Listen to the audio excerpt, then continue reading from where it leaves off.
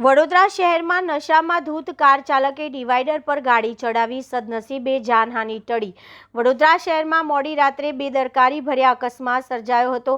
Gotri હોસ્પિટલથી Natubhai circle bridge ઉતરવાના માર્ગ ઉપર નશાની હાલતમાં કાર ચલાવતા ચાલકે સ્ટીયરિંગ પરથી કાબુ ગુમાવતા ગાડી ધડાકાભેર ડિવાઈડર પર ચડી ગઈ હતી।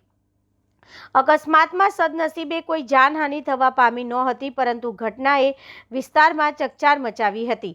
સ્થળ પર હાજર લોકોએ જણાવ્યું હતું કે કાર ચાલક નશાની હાલતમાં હોવાનું જણાઈ રહ્યું હતું અને પૈસાનો રોપ બતાવતો હતો। જો આ દરમિયાન કોઈ બાઇક અથવા તો અન્ય વાહન તેની અડફેટે આવ્યું હોત તો ગંભીર જાનહાનિ સર્જાઈ શકી હોત તેવી ભીતિ વ્યક્ત કરવામાં આવી રહી છે।